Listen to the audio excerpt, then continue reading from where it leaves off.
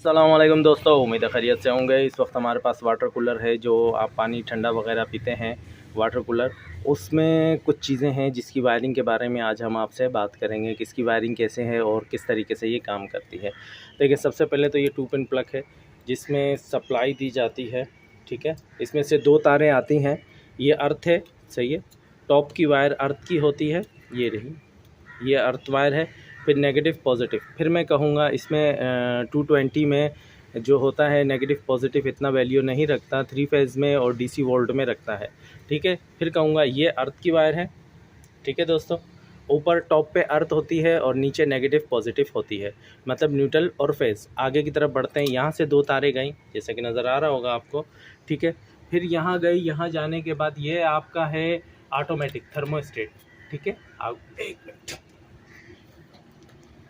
जी दोस्तों, ये है ऑटोमेटिक थर्मोस्टेट। ये 2 तारें सीधा इधर आईं, यहाँ से आने के बाद एक वायर हो गई न्यूट्रल की। ठीक है, हमने ब्लू को न्यूट्रल कर दिया।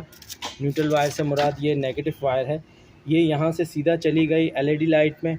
ठीक है, और ये वाली सीधा चली गई आपकी ऑटोमेटिक थर्मोस्टेट पे, ओवरलोड पे, सॉरी, ये ओवरलोड पे चली गई। फिर मैं कहूँगा ये वाली वायर जो है ये डायरेक्ट एलईडी में चली गई।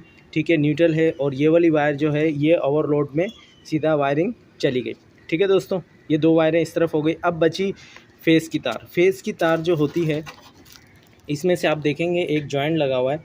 ये भी डायरेक्ट आपकी एलईडी लाइट में चली गई, जो रेड रंग की जल रही होती है, इसका मतलब है कि सप्लाई आ रही है। ठीक है, फिर यहाँ से इन्होंने एक जॉइंट लिया है, ये एक जॉइंट लिया है। ठीक है, ये जॉइंट है, यहाँ से थर्मोस्टेट में चली गई। फिर थर्मोस्टेट से 2 तारें निकलेंगी। एक तार सीधा जाएगी एलईडी लाइट में ग्रीन रंग की, कि आपका ऑटोमेटिक चल रहा है कि नहीं चल रहा, डीप फ्रीज़र ये वाटर कूलर चल रहा है कि नहीं चल रहा है। इसका कनेक्ट इसके साथ होता है, ग्रीन लाइट के साथ, और इसी से अटैच होकर वायर एक सीधा जाती है आपके कंप्रेसर में।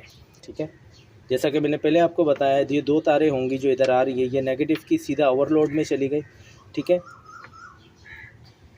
ये ब्लू वायर नेगेटिव की थी जो सीधा ओवरलोड में चली गई, और यहाँ से एक जॉइंट लेके फ़ैन मोटर पे चली गई। ये दोनों 220 सप्लाई पे चलता है। ठीक है, फिर जो थर्मोस्टेट से वायर आई, ठीक है, ऑटोमेटिक की, वो सीधा चली गई आपकी ओवरलोड पे, ओवरलोड के रनिंग में। ठीक है, और यहीं से जॉइंट लेके हमारी एक तार इसमें आ गई, किसमें, फेड में।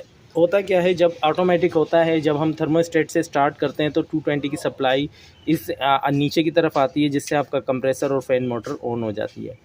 ठीक है दोस्तों, ये इसका ओवरलोड है, रिले है, जिसकी वजह से ये ऑन ऑफ